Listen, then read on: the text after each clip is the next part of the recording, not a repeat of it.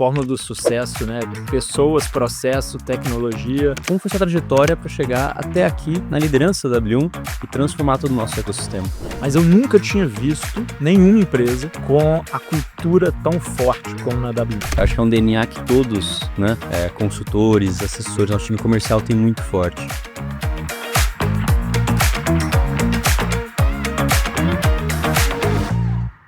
Fala pessoal, estamos aqui no nosso podcast, no maior evento, maior Winners Awards da história da W1, que é a edição de 2026. E não tem um convidado melhor para a gente começar esses nossos podcasts, essa nossa transmissão, que ter Gabriel Mangueira, o nosso CEO, que está liderando toda a expansão da empresa, toda essa transformação da W1 nessa gigante que ela já é e está se tornando cada vez mais. Gabriel, obrigado. Vou ter um papo hoje sobre muita coisa, hein? Obrigado, Tonê. É um prazer estar aqui. Espero poder contribuir um pouquinho e passar uma mensagem bem legal para tudo. Muito bem. Vamos lá. Algumas perguntas. No final a gente vai querer também saber um pouco aí sobre o que você indica de livro e tudo mais, mas agora sobre W1 mesmo, né? Falando sobre o momento atual da W1. Né? A gente está vendo esse que é o maior Winner Awards, igual eu falei há pouco. Né? E o que você vê, né, quando você olha para esse momento da W1 hoje? Qual é a principal transformação que aconteceu na W1 nos últimos anos para chegar até aqui? Essa é uma pergunta interessante. Acho que muita coisa aconteceu, né? A gente revisitou o modelo de negócio, fizemos uma série de mudanças estruturais, desde estrutura organizacional, forma de recrutar e selecionar as pessoas. Fizemos um time dedicado de expansão, né? Centralizando a expansão da companhia. Revisamos toda a parte de treinamentos e formação, que foi fundamental para formar uma base forte. Investimos muito em tecnologia e aí a fórmula do sucesso, né? Pessoas, processo, tecnologia, se acaba gerando escala. E, obviamente, cuidamos muito da cultura da empresa. A cultura já era muito forte, a W1 teve isso como DNA de origem, mas eu acho que com o tempo a gente foi aperfeiçoando, mantendo aquilo que já era muito bom, né? O senso de responsabilidade, liderança, a mentalidade de crescimento, e começamos a trazer uma mentalidade também de recordes, de alta performance, de união, né?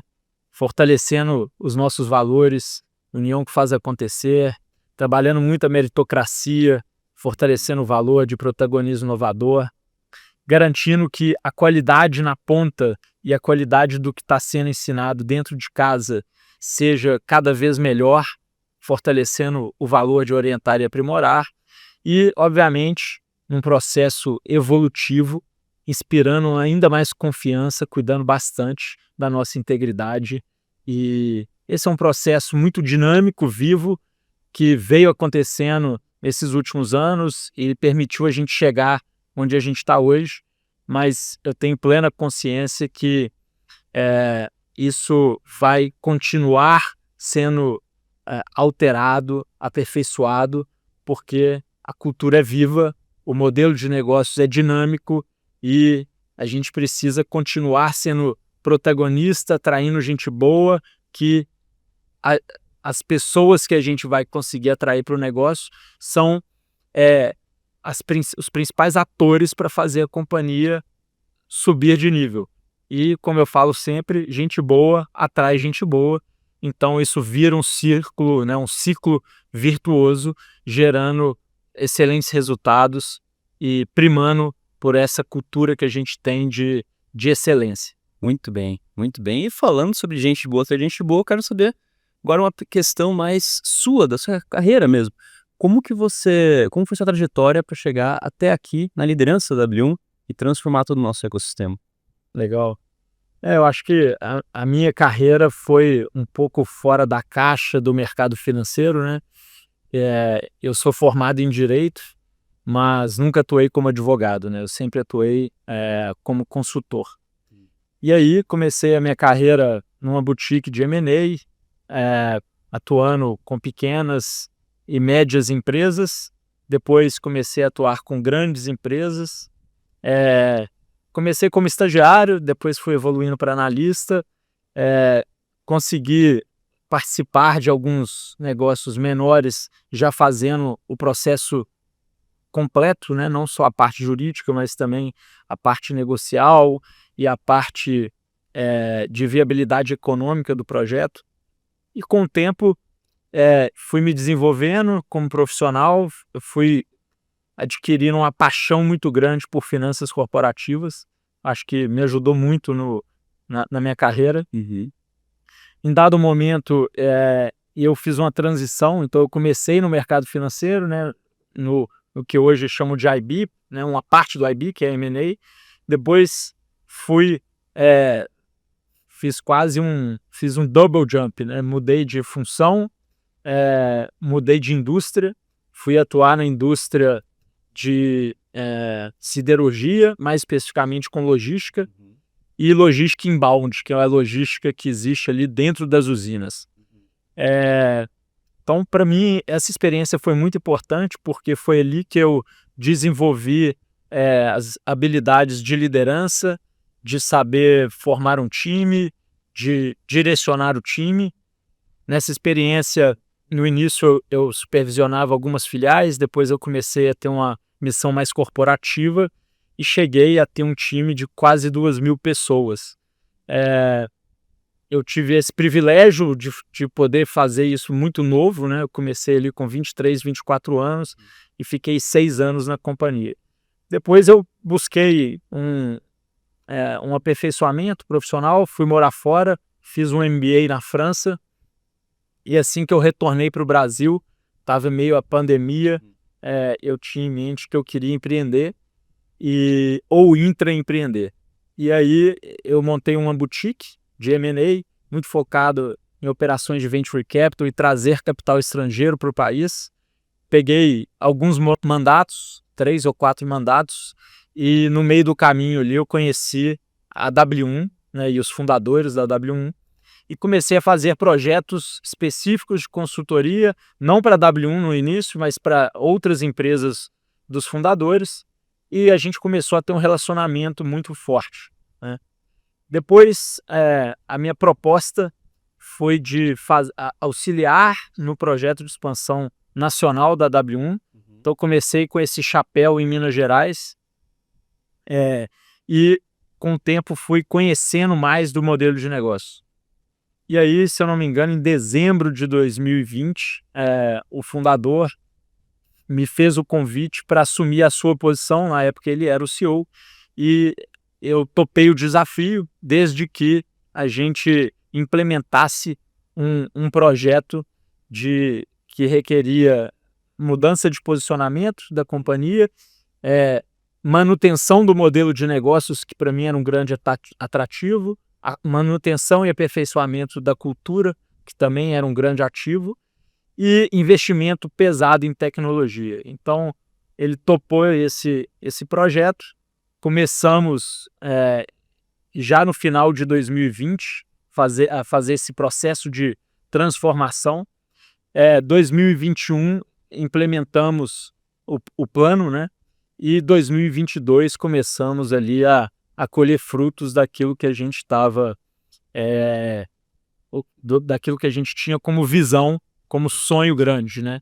E agora estamos aqui nesse processo de execução desse planejamento e adaptando, obviamente, de acordo com o novo momento do mercado, o novo momento da companhia e as oportunidades que vão surgir. Ele tem muita oportunidade, né? Eu achei interessante falar sobre intraempreendedorismo, empreender. Eu acho que é um DNA que todos, né, consultores, assessores, nosso time comercial tem muito forte. E falando também outro ponto que você trouxe, Gabriel, que eu achei muito legal, que é a sua visão, né, que você teve de várias empresas, vários tipos de empresa, em segmentos distintos. E aí, voltando para a W1, queria entender o que você vê, que é, né, o que traz o modelo W1 que faz a gente crescer tanto, e qual que foi o principal aprendizado também sobre esse modelo e o que a gente tem que apostar mais para continuar nesse caminho de prosperidade. Legal. De fato, né? Principalmente quando eu trabalhei com consultoria, eu tive a oportunidade de conhecer várias empresas, vários empreendedores, diversas indústrias, mas eu nunca tinha visto nenhuma empresa com a cultura tão forte como na W1. Então eu acho que a W1 né, o sucesso da W1, ela passa por várias caixinhas, né? E eu acho que é a união de todas elas que permite o modelo de negócio ser tão escalável. Então, sem dúvida nenhuma, a cultura, mas principalmente as pessoas fazendo o básico bem feito. O modelo de negócios ele está aí há décadas, foi testado e validado em diversos países por diversas empresas, e o que essas empresas que hoje têm sucesso têm de comum é que elas têm muita gente boa, focadas, fazendo o básico. Obviamente que as organizações precisam inovar, porque senão elas ficam para trás, mas as empresas que fazem o básico bem feito, com uma grande oportunidade de mercado pela frente, que é o nosso caso, elas tendem a ter sucesso. Obviamente que no meio do caminho vão surgindo grandes oportunidades, tem que saber também falar não, né, para as oportunidades, para não perder o foco, mas se você consegue ser assertivo no seu sim e inovar, agregando valor para o ecossistema, e aí o resultado e o crescimento acontece e como eu falei, vira um ciclo virtuoso, o que o mercado chama, né, de flywheel. Então a gente tem essa engrenagem se retroalimentando e gerando crescimento, gerando valor no longo prazo. Muito bem, eu acredito que uma das partes desse flywheel que você citou é justamente a nossa parte de expansão, né?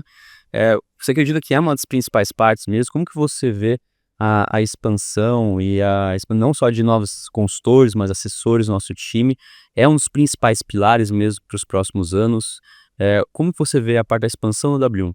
Sem dúvida, né? A expansão está no core da nossa estratégia, não só a expansão com novas pessoas, novos profissionais, mas também a expansão territorial, porque toda vez que a W1 chega numa praça nova que nunca ouviu falar em planejamento financeiro da forma que a gente faz, gera uma grande oportunidade e como a atração de profissionais exatamente nesse momento inicial ela é tão grande, o negócio escala bem mais rápido.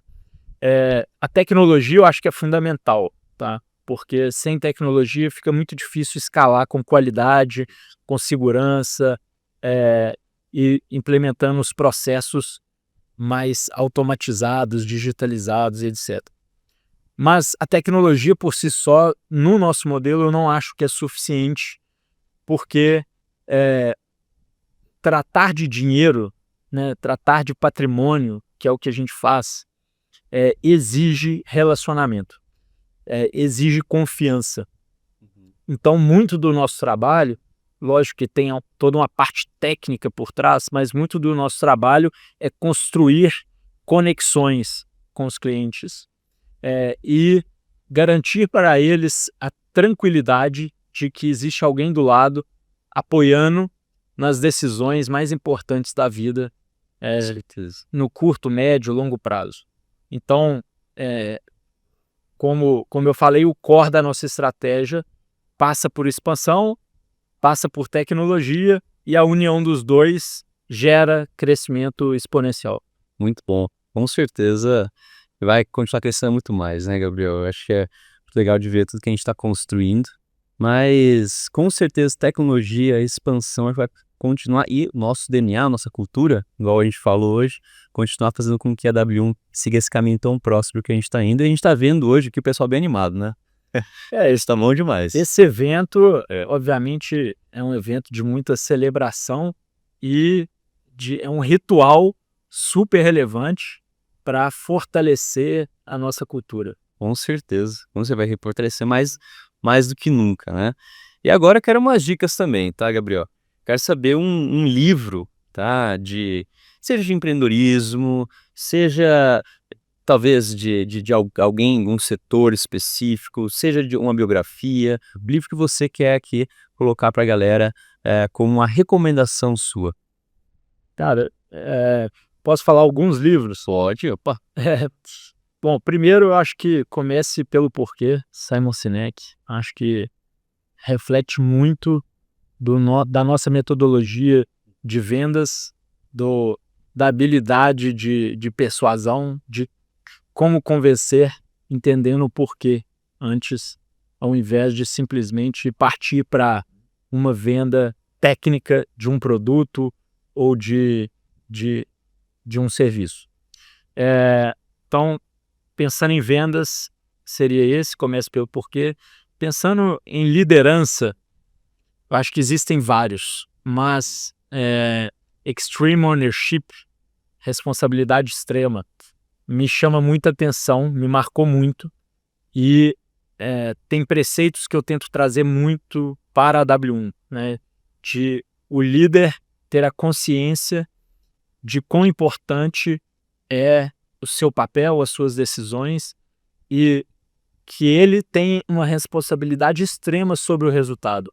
Porque é muito fácil culpar alguém, muito fácil culpar no cenário macro, mas assumir a responsabilidade, né? Bater no peito e falar, eu sou responsável por isso, falhei naquilo e preciso ter um plano de ação para correção da rota, é o mais difícil. E aí, pensando em mercado, eu acho, principalmente mercado financeiro, eu acho que existem 2 livros que todo mundo deveria ler, né? Um é o Na Raça, que conta a história não só da XP, mas também do Guilherme Benchimol, e o outro é o De Volta ao Jogo, né, que conta a história do BTG. Então, são grandes players do mercado que, obviamente, têm inspirado diversas gerações e existem ali particularidades da história de cada um que dá para tirar muito aprendizado e pensar nesse sonho grande, né? O outro livro que talvez ajude do ponto de vista empresarial e essa mentalidade empreendedor é Build to Last, né? Empresas feitas para durar. Eu acho que ali a gente consegue extrair muito conhecimento sobre o que existe em comum nas empresas de sucesso e com crescimento em escala. Muito bom. Então, ficamos aí com 5 livros de CEO, que é o Comece pelo Porquê, Extreme Ownership, De Volta ao Jogo, O Sonho Grande, não, Na Raça, errei o livro Na Raça, e por último, o Feitas para Durar, né? Ou seja, pessoal, você já tem aí conteúdo para ler aí para os próximos dias, e eu tenho certeza que são indicações incríveis, Gabriel. Até alguns eu gostei muito, inclusive, desses que você falou.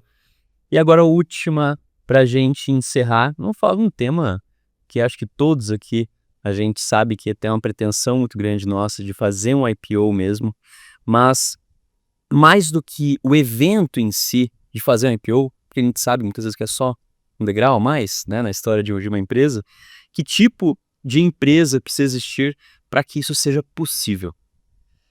Eu acho que o IPO é um tema muito glamouroso, né?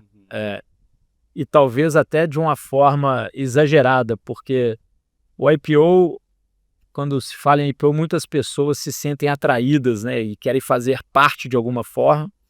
Obviamente, o IPO traz muita visibilidade para a empresa, traz recurso financeiro, que é um dos principais objetivos, mas traz também, começa a dar muita visibilidade e atrair talentos, né? Eu acho que isso também é muito importante. Mas tem o outro lado do IPO que as pessoas não levam tanto em consideração, né? Que é o nível de exposição, a dificuldade de controlar as narrativas, né? Então, por mais que você tenha um serviço excelente, ou o que você faça seja excelente para a sociedade, para a economia, sempre vão ter pessoas contra, né? Os famosos haters. Então, isso também traz um risco para a companhia, risco reputacional, A gente já tem diversos exemplos, né, que mostram isso. E aí, pensando nisso, eu acho que a empresa, além de ter uma cultura muito forte, ela precisa cuidar muito da sua governança, né? Então, por isso que a gente está falando muito sobre essa terceira fase da W1, né? A primeira fase foi teste e validação do modelo, que foi de 2010 a 2020. Depois a segunda fase, que foi de escala, né, de crescimento escala, porque após testar, errar muito, aprendemos a fazer um negócio que dá certo e que tem potencial de crescimento exponencial.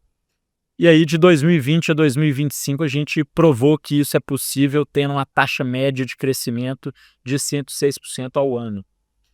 Agora essa próxima fase, que a gente está chamando de terceira fase, exatamente de 2026 a 2030, sendo que existe o planejamento de um IPO no meio do caminho, mas essa fase com muita governança e fortalecimento do institucional, para a companhia não depender de uma ou outra pessoa, não depender de um produto específico e a instituição como um todo ser muito forte. Porque a gente precisa, pensando no longo prazo, além do crescimento, garantir alto nível de qualidade, garantir integridade, ética, garantir uma governança robusta para que a companhia, caso passe por um evento como esse que eu citei, de ataques de haters, de mídia ou até da própria concorrência, que o efeito desses ataques não tenha um resultado tão negativo para a companhia, né? Que a base seja cada vez mais sólida. Então, pensando em IPO, eu acho que é um pouco disso. Obviamente, temos planos de fazer, mas eu acho que é importante ficar muito claro que IPO é meio, IPO não é fim, né? E a gente acredita muito nesse conceito de fazer a companhia para o longo prazo. 2030 está batendo na porta, né? Obviamente que vão ter vários obstáculos, né, de 2026 até 2030. O cenário macro tende a mudar muito. 2026 é um ano de eleições, então a política afeta bastante todo esse movimento, política e economia. E sem dúvida nenhuma, quanto mais forte a companhia estiver, para quando houver uma boa janela de IPO, a gente conseguir aproveitar, que por enquanto estamos acreditando que seja ali meados de 2028. Muito bem, Gabriel. Bom, depois dessa aula, né, e um pouco do panorama que a gente vê no W1, quero agradecer a ti, foi ótimo nosso papo.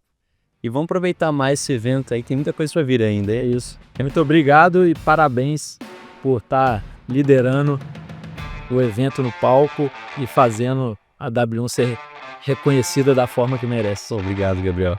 Valeu, lisonjeado. Valeu, hein? Tamo junto.